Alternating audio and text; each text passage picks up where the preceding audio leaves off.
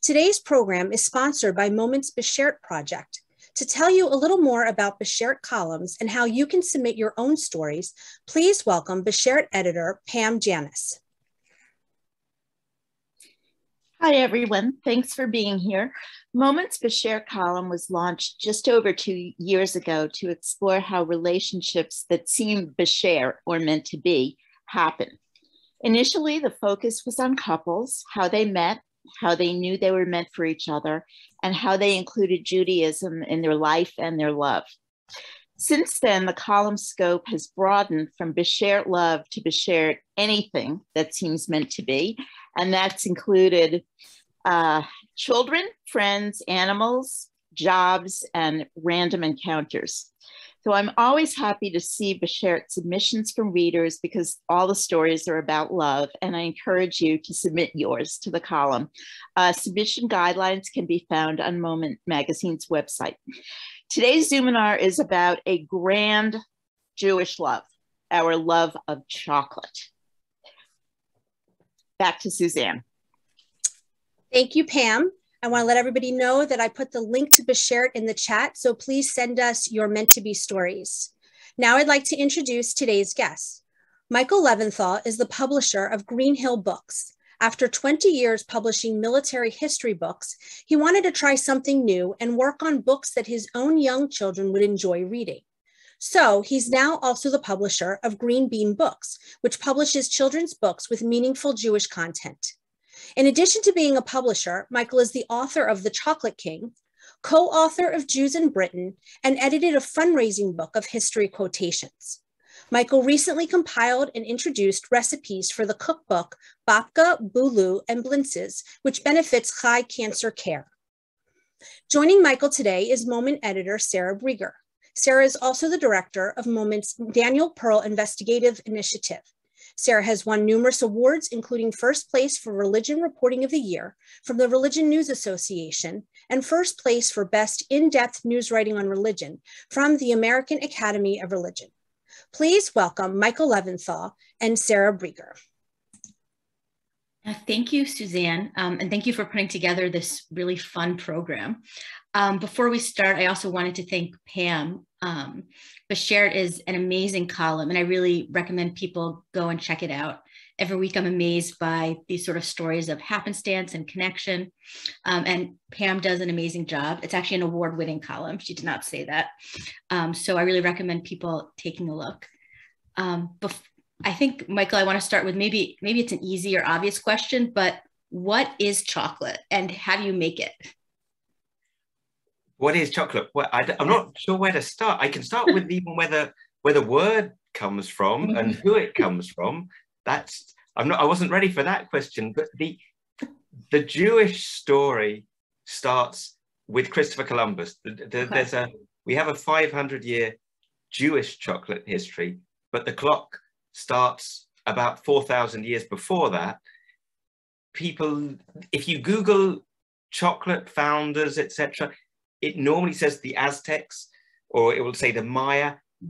Actually, the clock goes back much further. The clock starts about 4,000 years ago. There was a recent discovery and it turned everything on its head. It starts with the Olmec civilization. The Olmecs then passed everything down to the Maya and the Aztec. And there are lots of different theories about what the word actually means. That I think the most convincing is that the word chocolate comes from an Aztec word spelt with a cross, with an X, exolatl, which means bitter water, because before they started loading it with sugar and cinnamon, it does taste bitter. There are other words, other possible derivations as well. There's a Mayan word, chocol, which means hot, and ol is water. So that's the word. the actual, was that what your question, or were you thinking of the stuff you eat? Well, let's go to the stuff you eat. I was curious about both, but the stuff you eat. How do you make chocolate? Today I tried to get a fresh cocoa pod, but I don't know what it's like on your side of the pond, but here it's very hard to get fresh cocoa pods. And I find it very peculiar that, well, I eat chocolate at least 4 or 5 times a week. And until recently, I'd never seen a cocoa pod, but I'm not sure how clearly can you see that, Sarah? Is that okay? Yeah, no, I can see that. It's huge. I think I did not expect a cocoa pod to be that big. Well, that's if I compare it to the size of my phone. I'm not advertising, but and I'm just curious. Have you ever held a cocoa pod? No. Do you see them on sale really there, or? I don't think so. I mean, maybe if people in our audience could also write in, maybe in specialty stores, but at least definitely not in, the local supermarket. It's very rare that you get them, and just they are quite heavy. I mean, this is a dried out cocoa pod. They're quite heavy. They've got a very coarse skin. It feels a little bit like an avocado.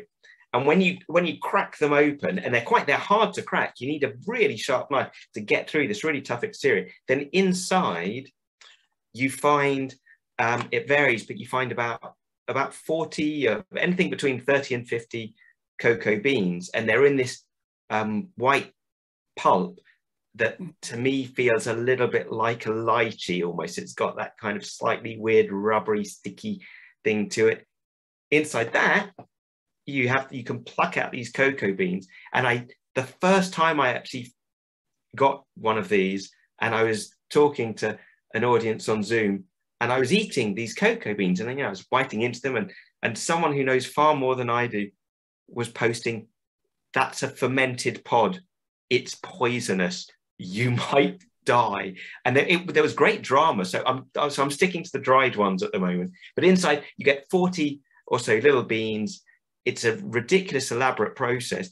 But you ferment, you dry out the beans, you grind them down, and then you mix them with other things. And that's the Europeans, including the Jewish community, they worked out, what you had to do to turn it into what we are familiar with today. A few people are writing in that they have seen them only in either Costa Rica or at, maybe in greenhouses or things like that. And someone asked, are the pods grown on trees? Two things. One is that I have an intern from Brazil, and every school kid in Brazil goes to visit a cocoa plantation. And she said that for her and her friends, the fun bit was the coach trip. Going to a plantation, that's incredibly boring. But it's the standard thing that the coach trip is always more fun. To answer the question, yes, they grow on trees. They come from a particular genre of tree, and I'm afraid I forget the name. They grow directly from the tree. They don't grow on branches, which is they grow off the trunk, which is not unique, but it's very rare. And they also only grow, I think it's about 2 degrees north or south of the equator. There's a very narrow band around the world where you can grow cocoa trees, and they need to be in specific conditions. They need to be in the shade of other trees.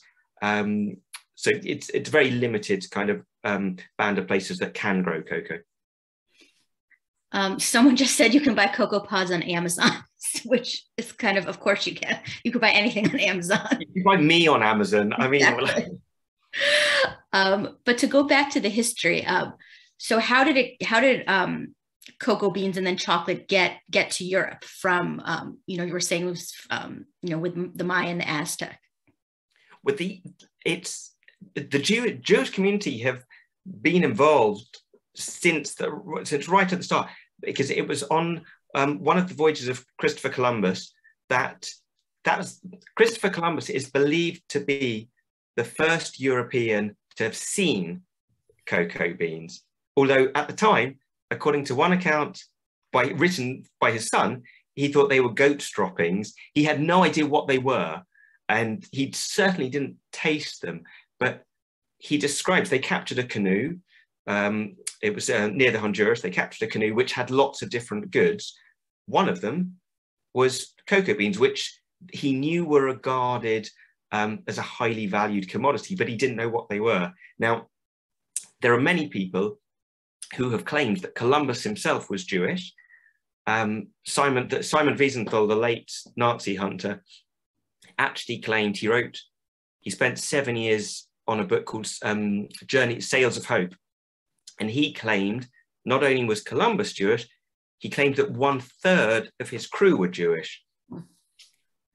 That I think that's unlikely, but certainly he was certainly funded by some Jewish philanthropists. He also certainly had, of course, a Jewish doctor with him. He had a Jewish interpreter with him.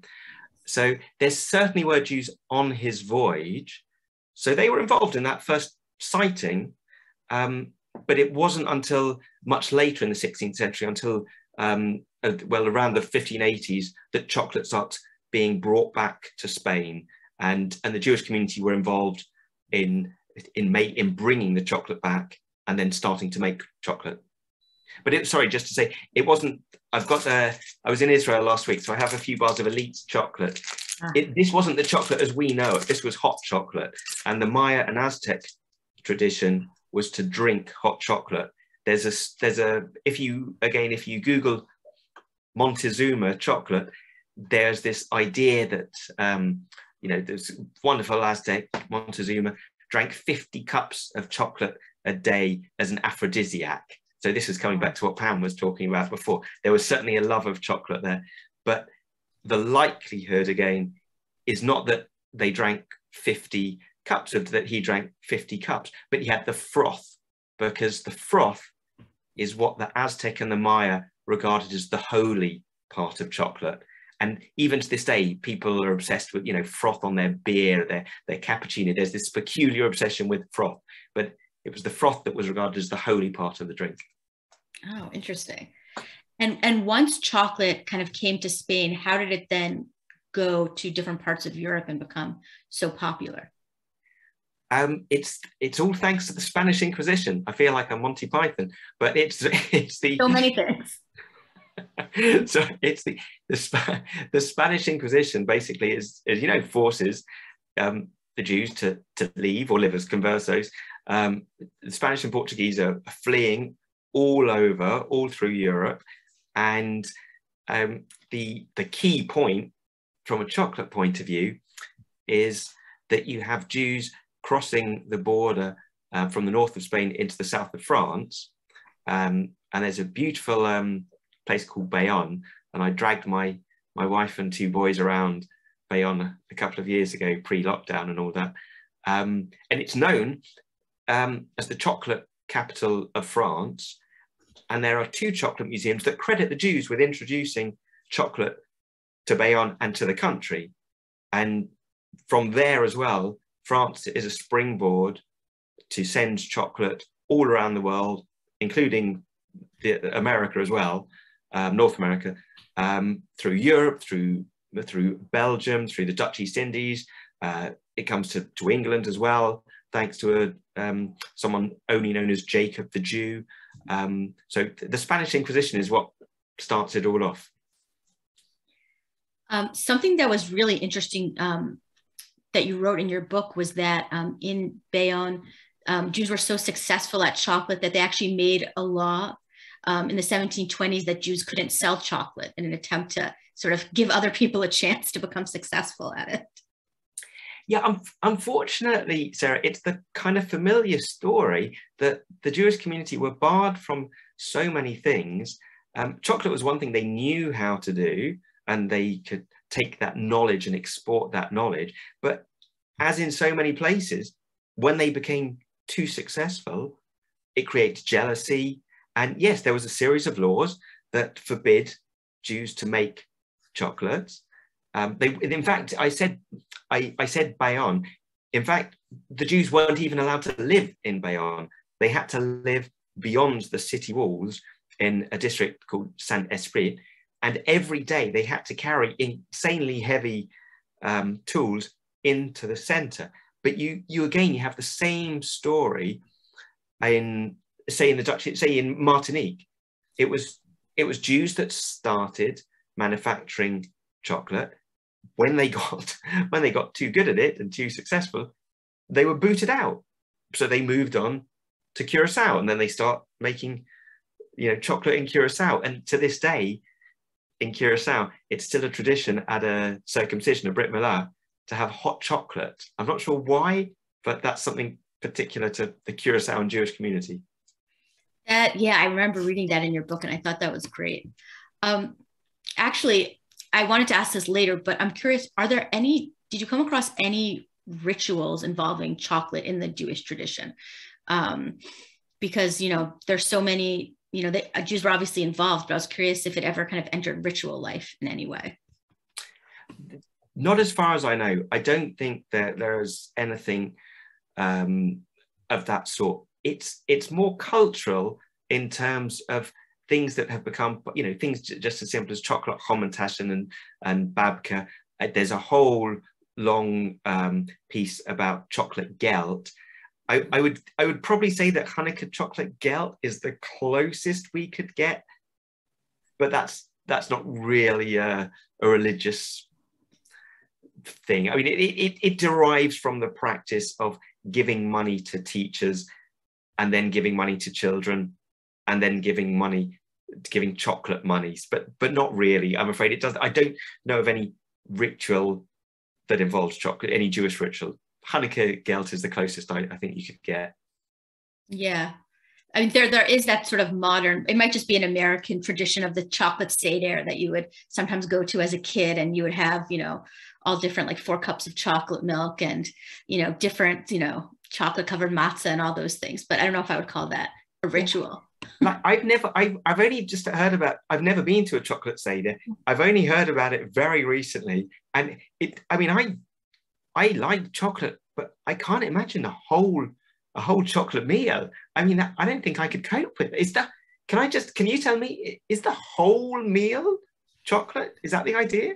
I mean, it's usually only, you know, it's like really a half an hour activity that you know, I think, you know, usually a youth group takes you to, and you sort of go through kind of the rituals of tasting each little thing. And it's more, you know, it's more of a way to get kids to be excited about Pesach, I think, than, you know, a religious ritual. It's usually before Pesach itself.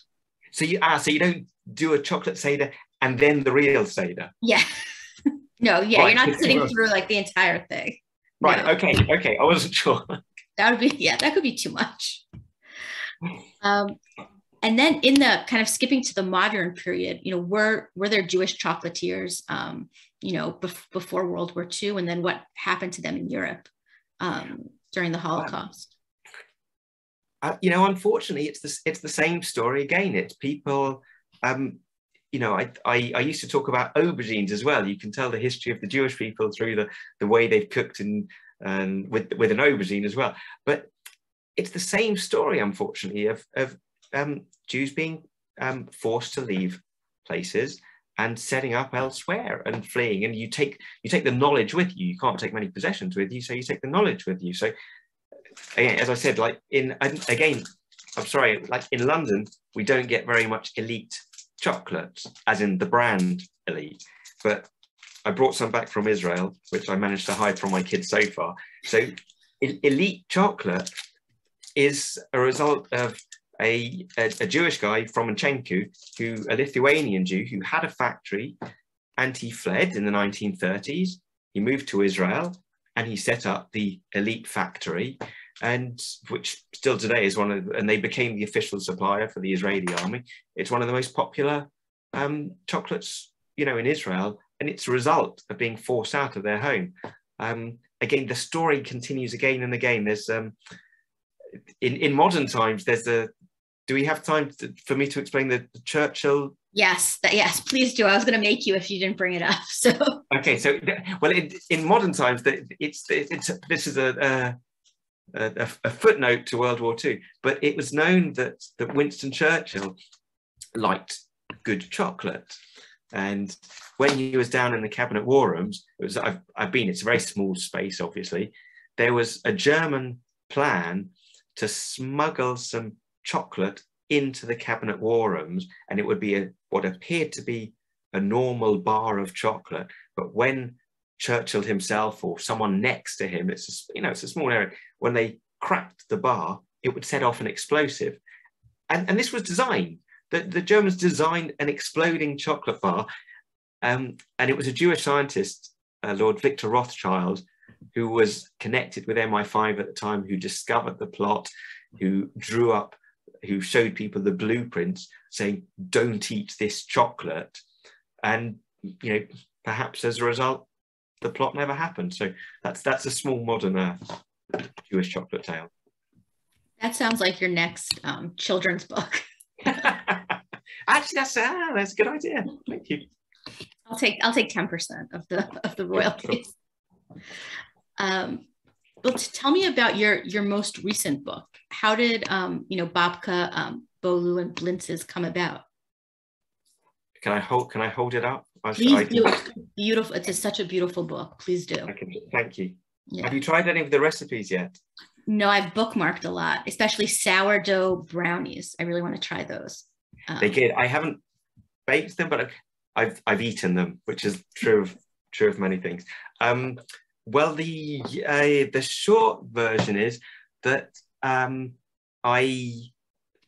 years ago I ran a Jewish food festival called Gefilte Fest, and it was wonderful. There were some wonderful people from the States came over: Joe Nathan, Poopa Dweck, Kim Kushner, all sorts of people from around the world. So I was interested. I think food is a very interesting way of engaging people and entertaining them and educating them as well. It's a vector for talking about other things. But I started gathering these chocolate recipes in lockdown, and I started pulling them together when I had 20, and I thought, well, maybe I'll keep asking. So I wrote to well-known Jewish cookery writers and chefs around the world, including those people in the States. And I ended up with 50 chocolate recipes. So some of them are specific to Jewish traditions, and some are just very tasty cookies and things. And I ended up with a book of 50 Jewish chocolate recipes. I have to quickly say that 100% of the profits from the book are going to a cancer charity, a British cancer charity for the Jewish community called High Cancer Care. 100% of the profits. And so far we've almost raised £10,000.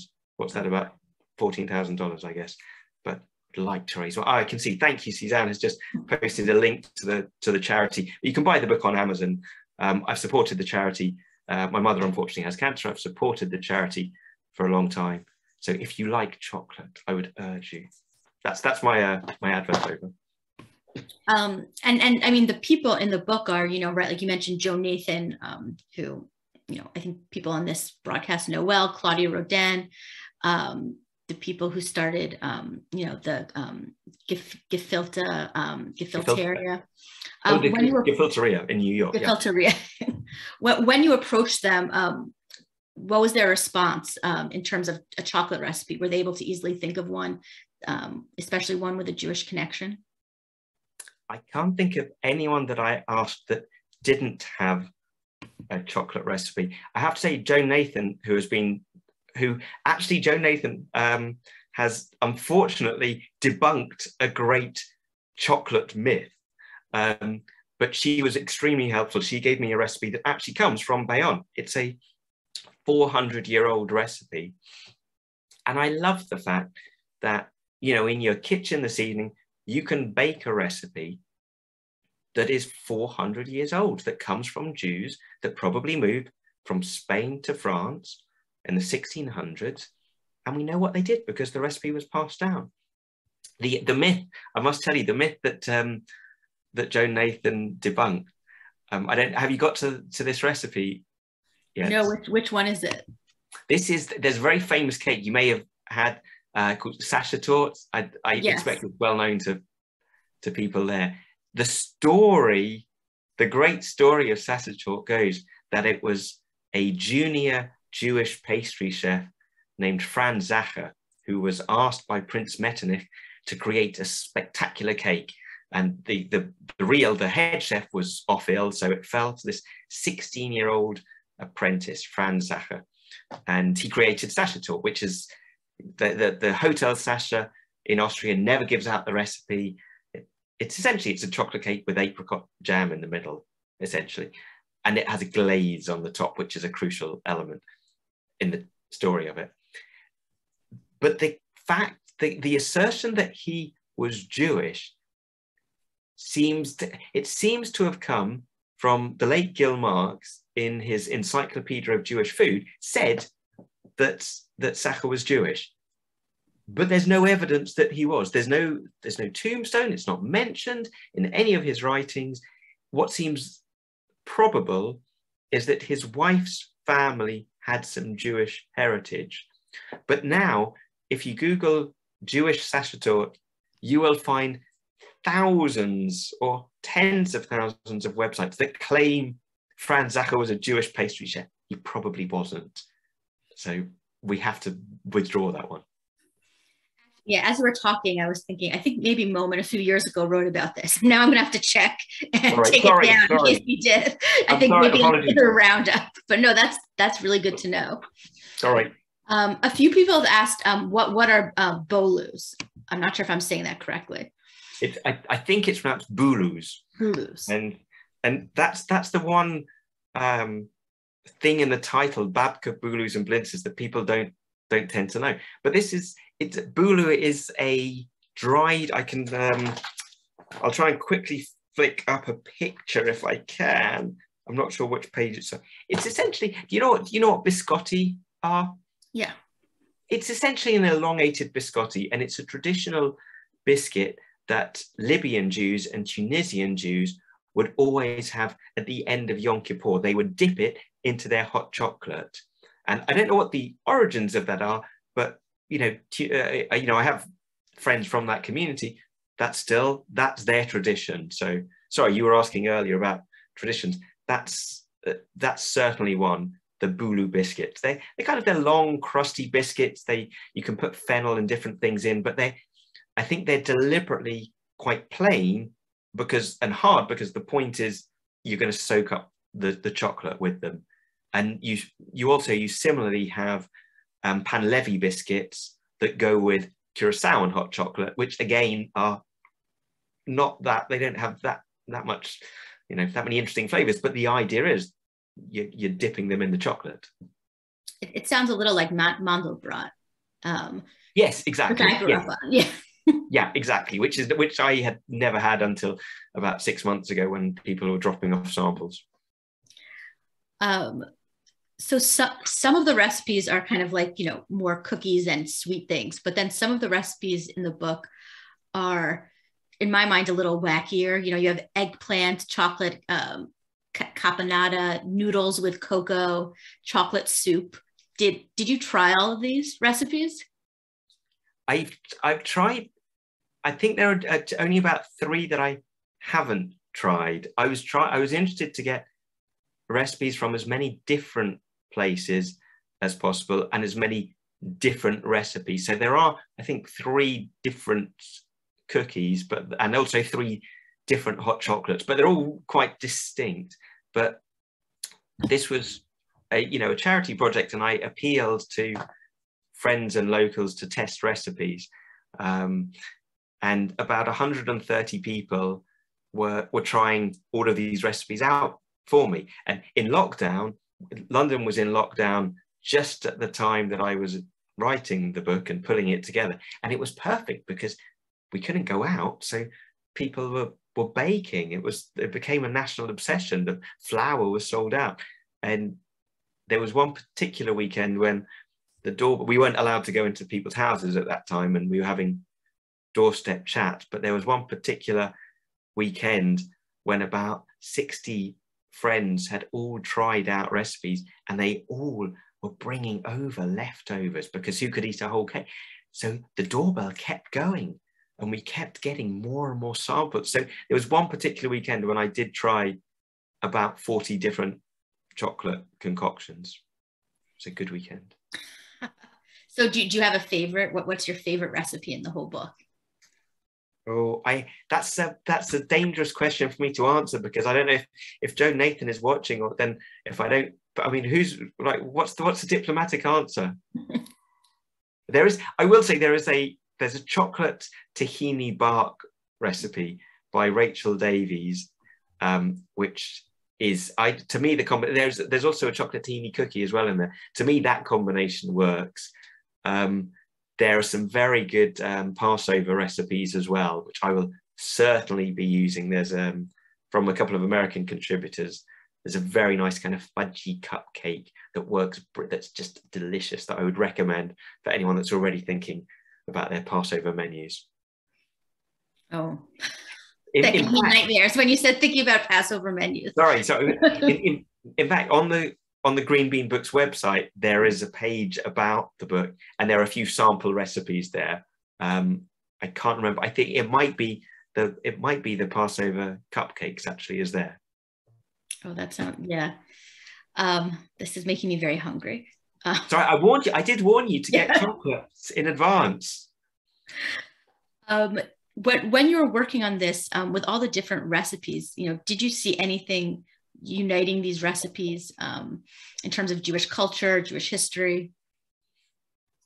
I don't know. That's a hard question to answer.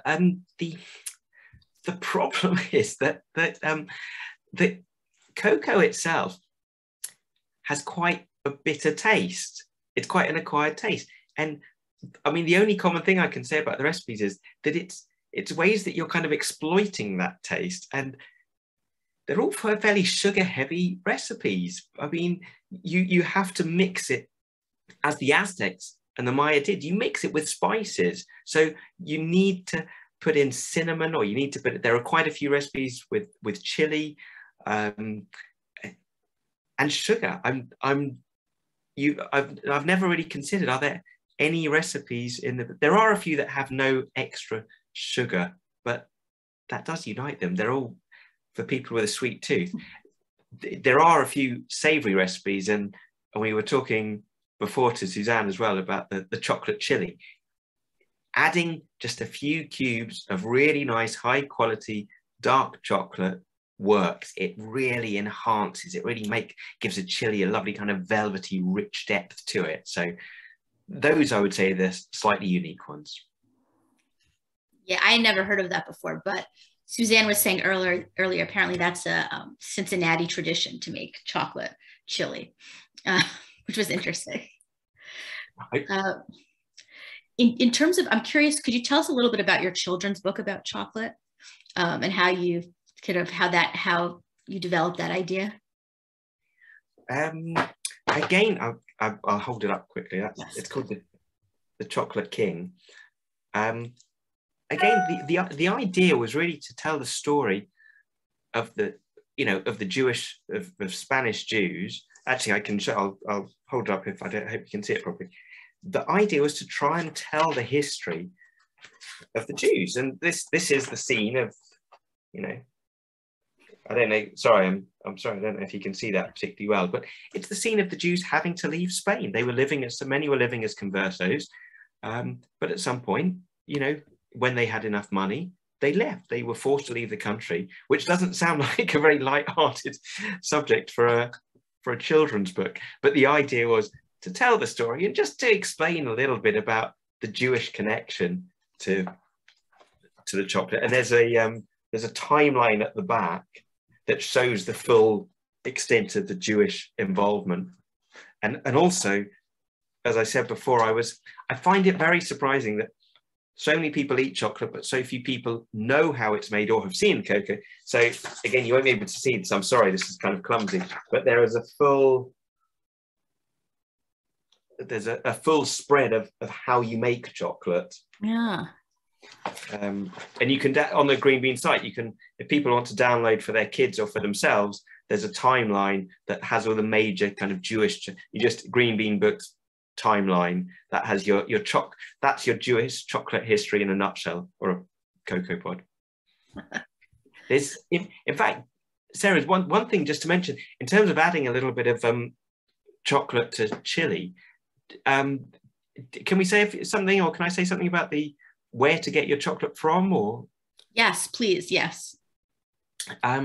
This is, I have to admit, this is something I'm quite new to and still exploring, and I try and choose my words carefully, but there is an uncomfortable truth that the Jewish community, certainly in plantations in Martinique and Curacao and other places, was involved in the slave trade. There is no smoking gun there. I haven't seen any documents that prove that, but it seems impossible to escape the conclusion that they were running these plantations with slaves. That was what was done at the time.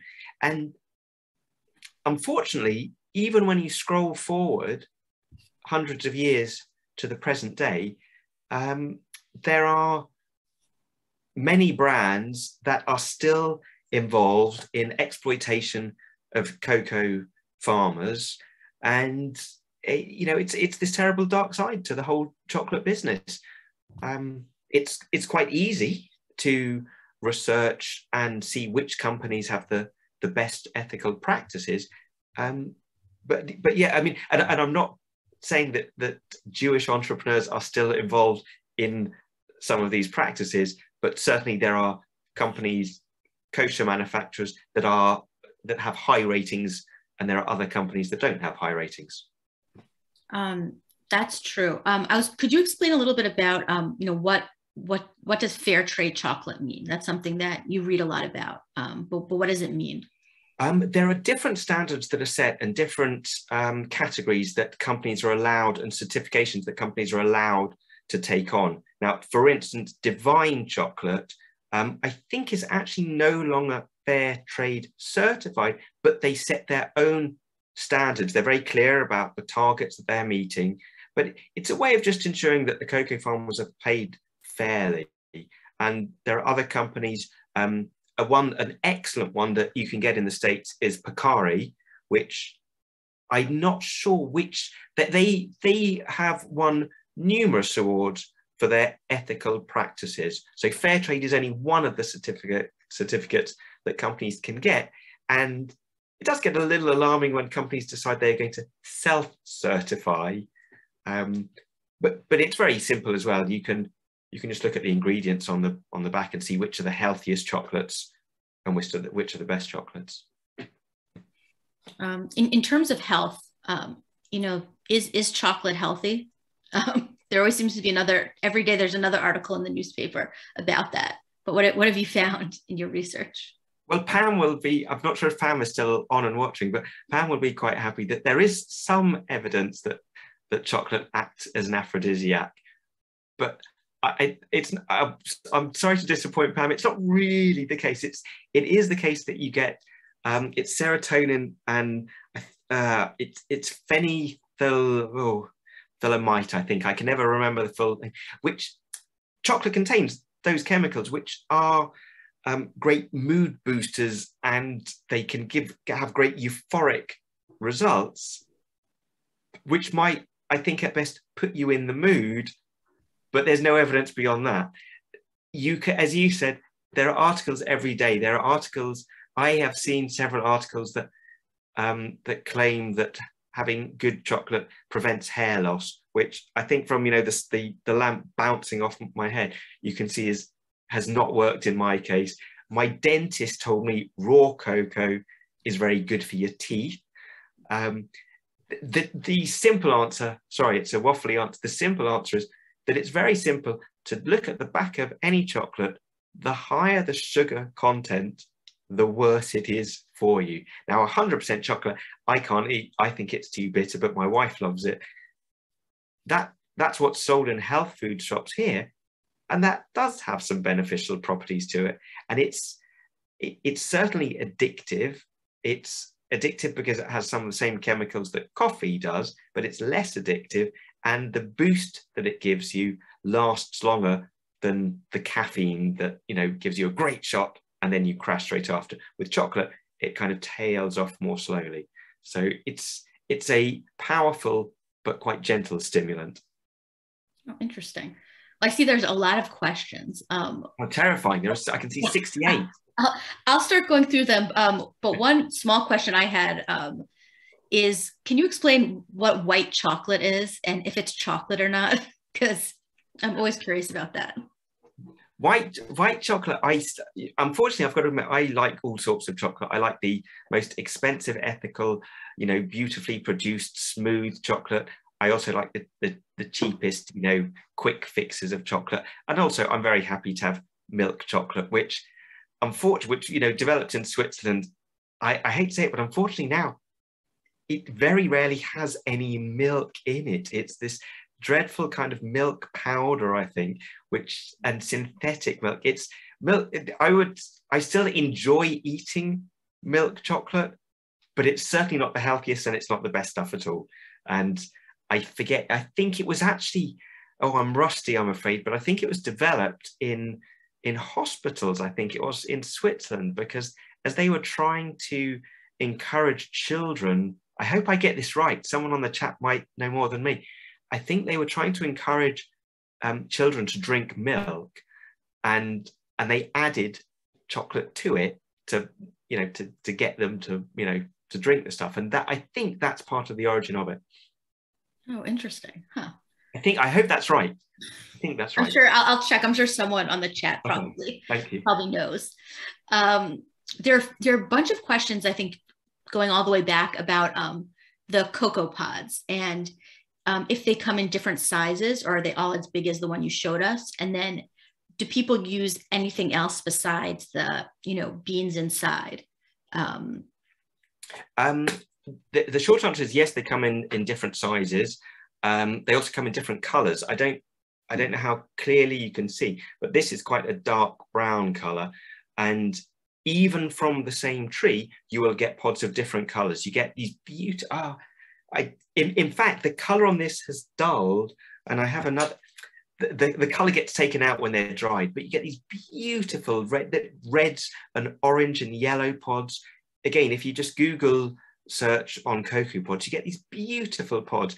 They're all of different sizes, and they all have roughly 30 to 40 beans inside. You can use the pulp to answer the question. You can use the pulp as well, but which when you first eat it actually tastes much sweeter than the actual beans that get dried out. But they come in different sizes, different colors, even from the same tree. Yes.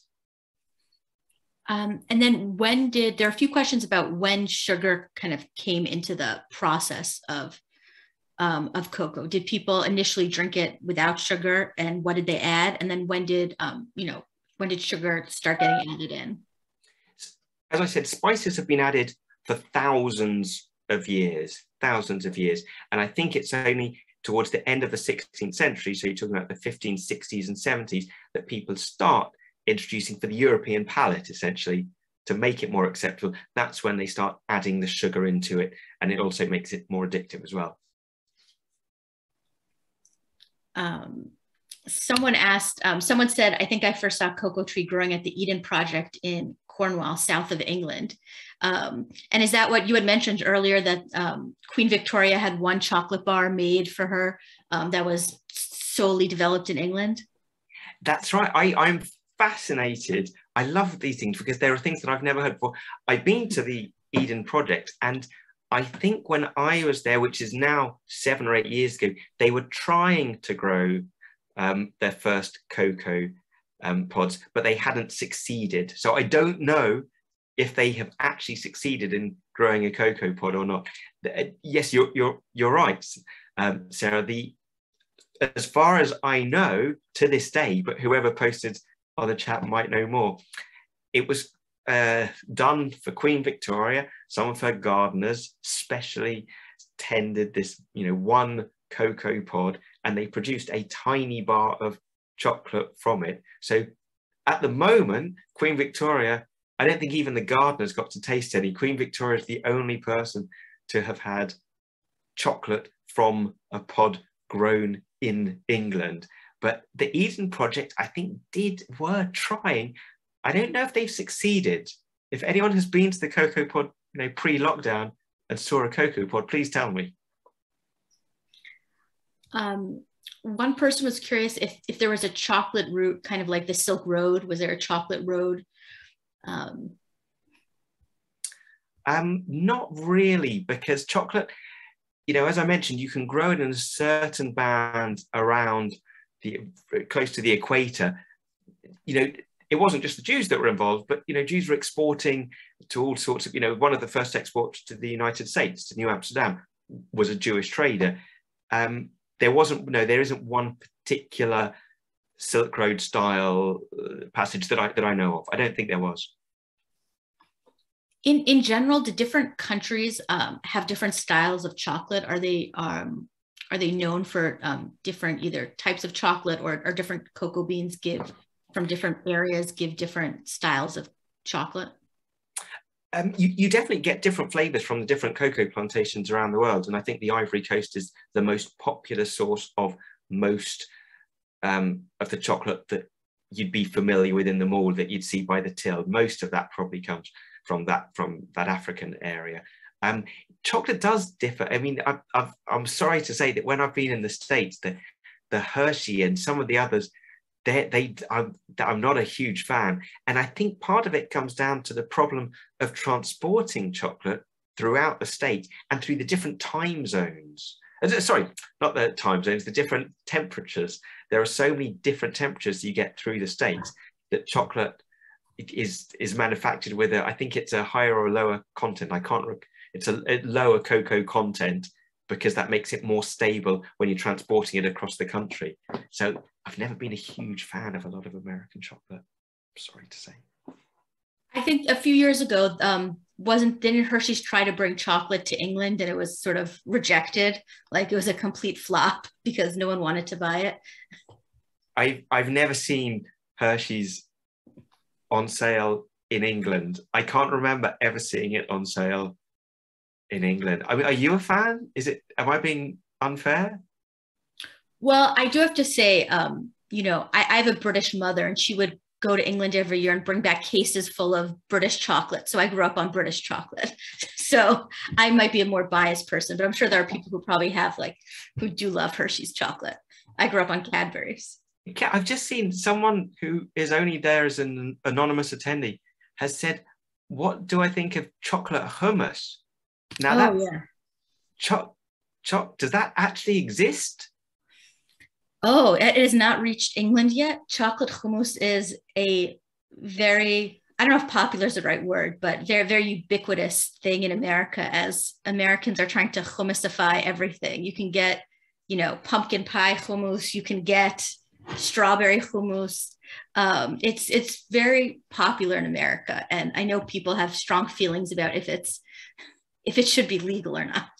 But I genuinely, until this minute, seeing this, I didn't know that chocolate hummus exists. I've had all sorts, but generally in America, you can get a million different types of bagels, of donuts for Hanukkah. In England, you're kind of limited to 3 different types of bagel: with salmon, without salmon, with salmon and cream cheese. That's it. The same with babka. We don't have any of the fancy. There's chocolate babka, or there's no babka. We're very, very limited here. You have such a tremendous wealth or terrifying, dizzying, bewildering amount of choice. We're very simple. There are only 2 types of hummus. You know, that's it. A few people in the chat are saying that they have their chocolate hummus with bananas or with peanut butter or all different things. So we have chocolate tahini too, someone just wrote. Someone wrote that Sir Cadbury stopped the slave chocolate growers from engaging in slave labor. Yeah, well, on that, sorry.